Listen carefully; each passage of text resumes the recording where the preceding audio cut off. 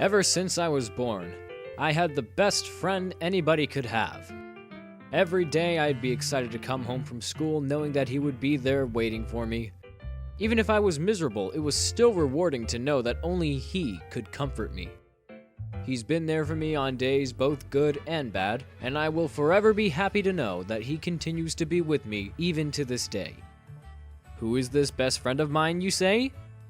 Well, it's my dad. Oh, and I guess there's Mario. But anyway, Happy New Year! At last, it's 2015, and I got a feeling that this is going to be a fantastic year for Nintendo fans. Mewtwo's finally coming back to Smash Bros. As DLC, Majora's Mask is coming to the 3DS, and even Star Fox is coming to the Wii U. But what makes this year really special for me personally is that this year marks the 30th anniversary of the Super Mario Bros. Series. I have been the biggest die-hard fan of the Super Mario games literally since I was born. And even when he does the strangest possible things like joining the Fire Brigade or going to the Ice-capades, Yeah, you might make it crash the landing. I'm still a dedicated fan of this wonderful franchise, and I will continue to be until Crash Bandicoot ultimately takes over my life. Or maybe if I die. So to celebrate 3 decades of Goomba stomping, shell shocking, cloud riding, Bowser swinging, princess saving goodness, I'm gonna review every single main series Super Mario title there ever was, from Super Mario Bros. On the NES to Super Mario 3D World on the Wii U. And perhaps if the next mainstream Mario game gets released, I'll probably give a look at that in December. But let's not get ahead of ourselves. Mario's been making his mark on the video game industry for over 30 years. And it all started as a funny little idea conceived by his creator, Shigeru Miyamoto, in 1981. Mario was conceived as a character named Jumpman, after going through some silly earlier names, for an arcade game built from the unsold cabinets for an early Nintendo game called Radar Scope. The game was changed into Donkey Kong, where Jumpman's mission was to rescue his girlfriend Pauline from the circus escapee himself, Donkey Kong. It was fun to progress through the stages, and it was highly replayable just for the sake of beating each stage faster than before. Not bad for what was going to be a Popeye game. After Donkey Kong's success, Donkey Kong himself went on to star in other titles alongside his son Donkey Kong Jr., both of them later going through a bit of an identity crisis as well. But as for Mario, he decided to bring his younger brother Luigi on board for his next breakout arcade hit, Mario Bros., released in 1983. Now, I don't necessarily think this one is aged that well, but at least we got to meet Luigi for the first time. Oh, yeah! But I digress. Shigeru Miyamoto's next project, well, both of them, would team him up with programmer Takashi Tezuka and sound designer Koji Kondo. Before one of their next games could be ready for release, the other was released in Japan for the Famicom on September 13th, 1985, and for the NES in America on October 18th of the same year. Its name was Super Mario Bros. When this game first came out, it was a runaway smash. For Americans, the video game industry was saved. Super Mario Bros. Showed that video games could be great again, and for its efforts to prove that, it was rewarded with the honor of being the single best-selling video game in history, before we had Wii Sports, Tetris, and Minecraft. Everybody was praising this game for changing the industry as we know it. But that was 30 years ago. So, how well does it hold up now? I guess we're going to find out.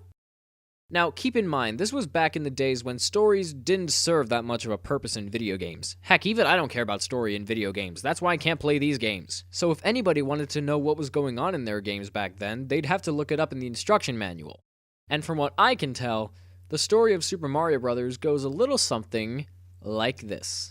Once upon a time, there was a land known as the Mushroom Kingdom. One day, the Mushroom Kingdom was invaded by a tribe of evil turtles known as the Koopas, under their leader, King Bowser Koopa. By using his black magic, Bowser turned all the citizens of the Mushroom Kingdom, the Toads, into stone, bricks, and plants. The only person who could break the spell and free the Toads from the Koopa's curse was the Mushroom Kingdom's ruler, Princess Toadstool. Knowing this, Bowser captured the princess and trapped her in his castle. Now it was up to the Super Mario Brothers, Mario and Luigi, to rescue Princess Toadstool, defeat Bowser, and have the curse reversed. The curse reversed? Yeah. Now, I have no clue as to why Bowser decided to invade the Mushroom Kingdom and turn the toads into bricks, and I have no idea why Princess Toadstool was the only one who could break the spell, and I have no idea how Mario and Luigi got there after trashing a bunch of crabs in the sewers of New York, but Wait, he turned the toads into bricks? Then does that mean...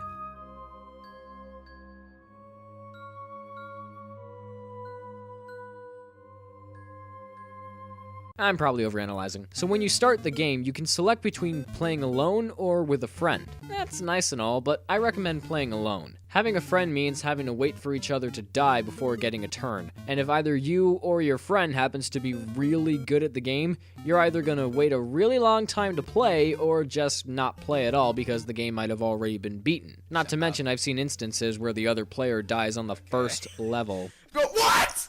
Come on! I jumped! Oh my god, Elliot. That's just wrong.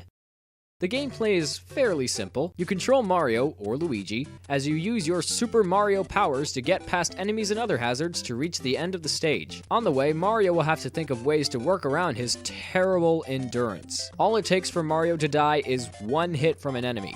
Die 3 times and it's game over, and then you have to restart from the very beginning, unless you use the continue cheat by holding down the A button before starting the game. Thankfully, there are question blocks scattered throughout most levels. Question blocks can either contain coins to increase your score, or power-ups that can change Mario in different ways. The Super Mushroom turns Mario into Super Mario, allowing him to take an extra hit and also duck. Yay. Plus you can do the Mario slide glitch when coming out of a pipe. The Fire Flower allows Mario to shoot fireballs at his enemies, killing almost anything in his path. I repeat, almost anything. The Starman grants Mario with temporary invincibility, and I do mean temporary. It only lasts about 10 to 15 seconds, so enjoy it while you can. Finally, there's the rarest power-up of them all, if you can even call it a power-up, the One-Up Mushroom. These are certainly better hidden than normal power-ups, but if you manage to find one, touching it will give you an extra life. Or you can just get 100 coins to get extra lives, or you could use the infinite one-up trick in World 3-1. Yeah. Mario almost has enough moves under his belt to get him past anything. That's where the enemies come in. Goombas are known for being the most basic enemies in video game history. All it takes is one small step and BOOM! Squashed like a Goomba pancake. Koopa Troopas and Buzzy Beetles retract into their shells when jumped on, and can be kicked into other enemies. Piranha plants come in and out of certain pipes, and that's really it.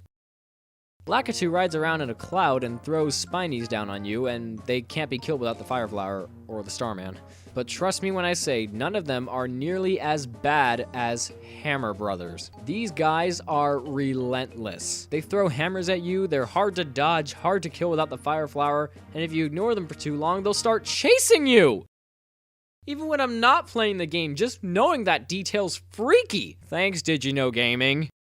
Fortunately, Super Mario Bros. Is anything but threatening. In fact, many will find that the game's structure is pretty welcoming. The game consists of 8 different worlds with 4 levels each, 3 standard levels, often including an underground or underwater level, and a castle level at the very end. In the standard levels, your goal is to reach the flagpole at the end, but in the castle levels, you have to beat Bowser by jumping on the axe behind him, causing him to fall to his death. Or you can just nuke him with some fireballs. The first 7 castles have false Bowsers to fight, clones of Bowser made from fairly standard enemies, and Toads to rescue that do nothing but tell you that the princess is in another castle.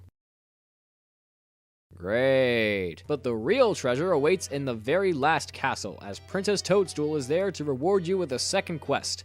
The only difference here is that Goombas are replaced with Buzzy Beetles and all the enemies move a little bit faster. Faster enemies don't make the game any harder because the level design was made so that anybody could figure it out almost right away and be encouraged to keep going. The controls are also incredibly simple. Moving and jumping are easy to figure out, but I imagine that not everybody is going to pick up on using the run button at first. Sometimes the controls can be comfortable, but other times they feel a bit finicky, specifically when Mario's doing a running jump. Mario in midair isn't as graceful as other games, so you have to make sure that you are extra careful with where and when you jump. If there's anything that I can say I absolutely love about this game, it's the graphics and sound. The graphics are very appealing. Even now I still think they're really charming. Everything's bright, colorful, and easily distinguishable from one another. I don't care if some levels reuse assets from one another, just as long as they look nice. Do I dare even bring up the music? The overworld theme is probably the most recognizable musical piece in all of gaming.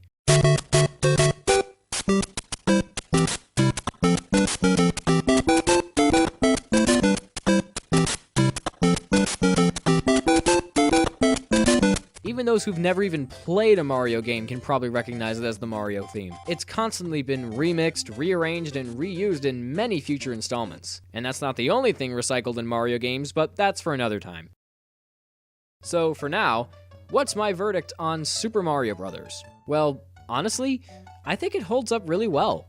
The controls are easy to get accustomed to, it's not too long, beatable in either an hour or a few minutes, it's visually appealing, and the simplicity of it all really adds to the game's charm. For people who've never played a video game before in their lives, I would say Super Mario Bros. Is a great place to start. While I admit the game can feel a bit awkward at times, specifically with making long jumps, I can still honestly say that this game has aged rather well. It was also given a remake on the Game Boy Color titled Super Mario Bros. Deluxe. I don't necessarily think it's better than the original, not with a screen this zoomed in on the game, but if you've yet to experience the original Super Mario Bros., then give it a shot. Or get the Game Boy Advance port, which I much more highly recommend. Well, it seems that our Mario Bash is off to a relatively good start. However, I should warn you that our next game is one to get really angry about. Join us next time for Super Mario Bros. 2: The Lost Levels. I'll see you then.